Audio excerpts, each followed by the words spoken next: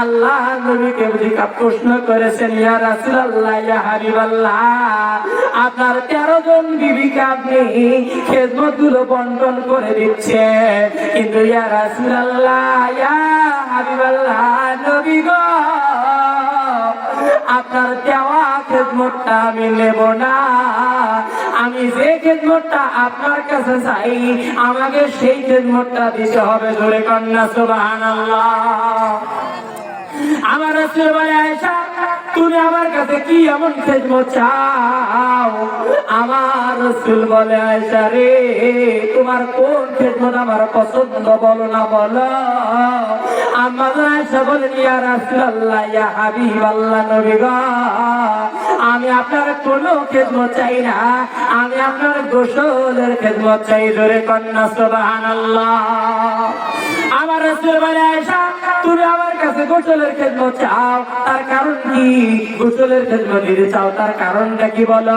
আমার রাসূল বলার পরে আম্মা আয়েশা বলেন, ইয়া রাসূলুল্লাহ, ইয়া হাবিবাল্লাহ, আপনি যখন গোসল করতেছিলেন, আমি আমার হুজরাখানার ভিতর থেকে আমি দেখতে পেরেছিলাম, ইয়া রাসূলুল্লাহ, ইয়া হাবিবাল্লাহ, অন্যান্য মানুষগুলা গোসল করে, গোসল করার পর অঙ্গ ধৌত করা পানিগুলা অন্যত্র বেয়ে চলে যায়, কিন্তু আপনি গোসল করার সঙ্গে আমি নজর করে দেখতে পেরেছি মাটিগুলো চৌচির হয়ে যায়, তার মানে ফেটে যায়, আর গোসলের পানিগুলো মাটির ভিতরে চলে যায়, আর আমি ওই পানির মধ্যে দেখতে পেরেছি কি জানি সোনার মতন চিকমিক চিকমিক করে। জোরে কন্যা সুবহানাল্লাহ।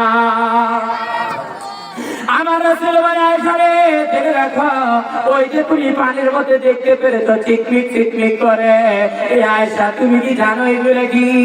আমি রাসূল বলে দিলাম, আয়েশা রে, আমার গোসলের পানিতে যেটা চিকমিক চিকমিক করে, তুমি এমন জিনিসগুলা দেখেছো, ওগুলা ওই গোসলের পানিগুলা, ওই যে তুমি দেখেছো আমি আমার অঙ্গ ধৌত করা পানিগুলা মাটি ফেটে ফেটে চৌচির হয়ে মাটির নিচের মধ্যে চলে যায়।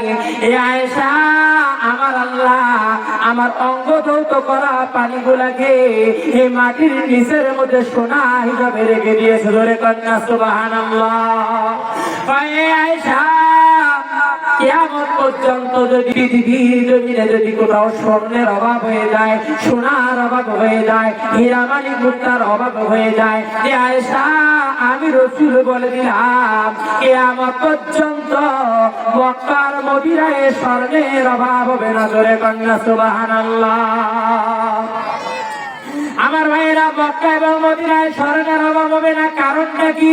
আমার রাসূল 63 বছর পৃথিবীর মধ্যে বেঁচে ছিলেন, ঠিক না বেঠি? তার মধ্যে 40 বছর নবুয়তি পেলেন, 40 বছর নবুয়তি পেলেন, তারপরে 10 বছর ছিলেন মক্কায়, তারপরে 13 বছর ছিলেন মদিনায়। তার মানে আমার রাসূল 40 বছর নবুয়তি পাইলেন, 40 বছরের পর 10 বছর ছিলেন উনি মক্কায়। মক্কায় কি গোসল করে নাই? মক্কায় গোসল করেছেন। 13 বছর ছিলেন মদিনায়, মদিনায় কি গোসল করে নাই? অবশ্যই তিনি করেছিলেন। এই জন্য আমার রাসূল বলেছে, পৃথিবীর কোন রাষ্ট্র যদি স্বর্ণের অভাব হয়ে যায়, মক্কার মদিনায় কিয়ামত পর্যন্ত স্বর্ণের অভাব হবে না। জোরে কন্যা সুবহানাল্লাহ।